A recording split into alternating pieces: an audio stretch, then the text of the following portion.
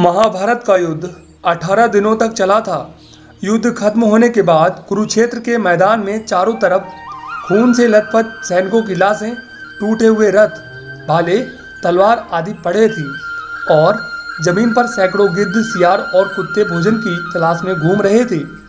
और उन्हीं के बीच बाड़ों की सैया पर भीष्म पितामह लेटे हुए थे। भीष्म पितामह को ये बाण युद्ध करते समय अर्जुन ने मारे थे।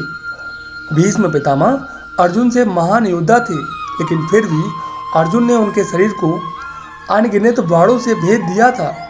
अर्जुन ने भीष्म पितामह को अनगिनत बाण कैसे मारे, इसके पीछे एक कहानी है।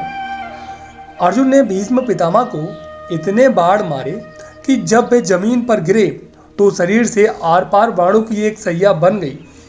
भीष्म पितामह को इच्छा मृत्यु का वरदान प्राप्त था। अनगिनत बाण लगने के बाद भी उन्होंने अपने प्राण नहीं त्यागे, क्योंकि उन्होंने शपथ ली थी कि जब तक वे हस्तिनापुर को सुरक्षित नहीं देख लेते, वे अपने प्राण नहीं त्यागेंगे। महाभारत के युद्ध में पांडवों की विजय हुई और युधिष्ठिर को हस्तिनापुर का राजा घोषित किया गया। तब भीष्म पितामह ने अपने प्राण त्यागने का निर्णय किया। युद्ध खत्म होने के बाद सूर्य पश्चिम की ओर ढलने ही वाला था। उसी समय सभी पांडव और श्री कृष्ण भीष्म पितामह से आखिरी बार मिलने के लिए आते हैं। उस समय कृष्ण और भीष्म पितामह के बीच जो संवाद हुआ वह इस प्रकार है। श्री कृष्ण बोले, प्रणाम पितामह। पितामह बोले, आओ देवकी नंदन, आपका स्वागत है। मैं आपके बारे में ही सोच रहा था। पितामह, अब तो मैं आपसे यह भी नहीं पूछ सकता कि आप कैसे हैं, केशव ने कहा। पितामह थोड़ी देर चुप रहने के बाद बोले, पुत्र युधिष्ठिर का राज्याभिषेक करा दिया केशव। अब उसके परिवार में कोई बड़ा बुजुर्ग नहीं बचा है, इसलिए आपको ही उसका ध्यान रखना होगा। भगवान कृष्ण चुप रहे। पितामह बोले, क्या आपसे कुछ प्रश्न पूछ सकता हूं केशव? बड़े सही समय पर आए हो। यह शरीर छोड़ने से पहले मेरे कुछ भ्रम दूर कर दो। श्री कृष्ण बोले, कहिए ना पितामह। एक बात बताओ कृष्ण, आप तो ईश्वर हो ना? श्री कृष्ण ने बीच में ही टोकते हुए कहा, नहीं पितामह, मैं तो आपका पौत्र हूं। पितामह हंसने लगे और बोले, अब तो ठगना छोड़ दो कन्हैया। जाने से पहले मैं यह जानना चाहता हूं कि इस युद्ध में जो हुआ क्या वह ठीक था? श्री कृष्ण बोले, किसकी ओर से पितामह? कौरवों की तरफ से या पांडवों की तरफ से? पितामह बोले, कौरवों की तरफ से चर्चा करने का अब कोई मतलब भी रहा केशव, लेकिन जो पांडवों की तरफ से हुआ क्या वह सही था?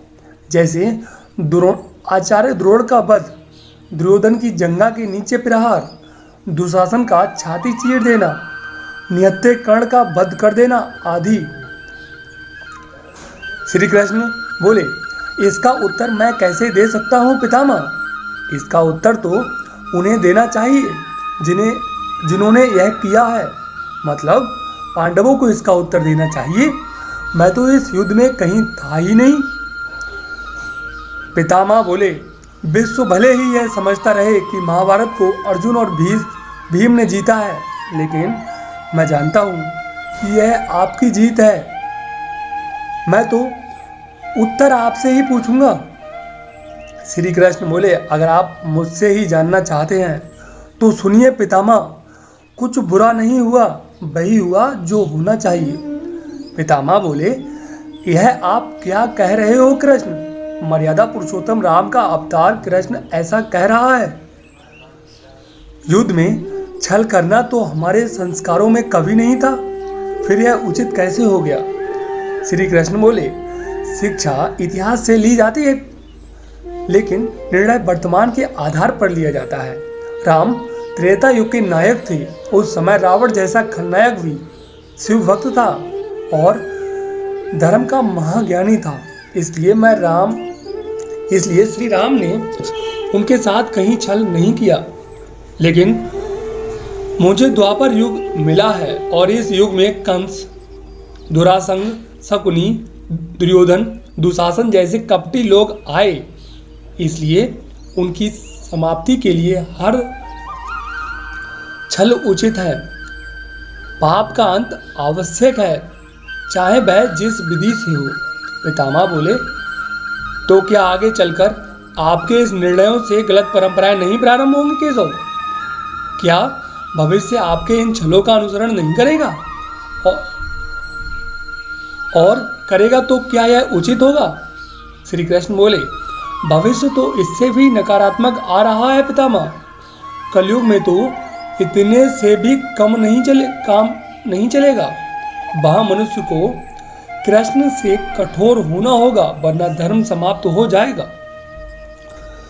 जब क्रूर शक्तियां धर्म का विनाश करने के लिए आतुर हों, तो नैतिकता अर्थहीन हो जाती है। तब केवल विजय महत्वपूर्ण होती है। भविष्य को यह सीखना ही होगा। पितामह बोले, तो क्या धर्म का भी विनाश हो सकता है कृष्ण? और अगर धर्म का विनाश होना ही है, तो क्या मनुष्य इसे रोक सकता है? श्री कृष्ण बोले, सब कुछ ईश्वर के भरोसे छोड़कर बैठना भी मूर्खता है। ईश्वर स्वयं कुछ नहीं करता, सब कुछ मनुष्य को ही करना होता है। आप मुझे ईश्वर कहते हैं ना पितामह? तो बताइए, मैंने इस युद्ध में कुछ किया? सब पांडवों को ही करना पड़ा, यही प्रकृति का नियम है। श्री कृष्ण के जवाबों से बीच में पितामह अब संतुष्ट दिखाई दे रहे थे और उनकी आंखें धीरे धीरे बंद हो रही थी। सूरज अब ढल गया और भीष्म पितामह की मृत्यु हो गई। दोस्तों, उम्मीद करते हैं ये वीडियो आपको पसंद आई होगी, इससे कुछ ज्ञान मिला होगा। तो अगर आपको वीडियो अच्छी लगी है तो वीडियो को लाइक करें और कमेंट बॉक्स में जय श्री कृष्ण जरूर लिखें।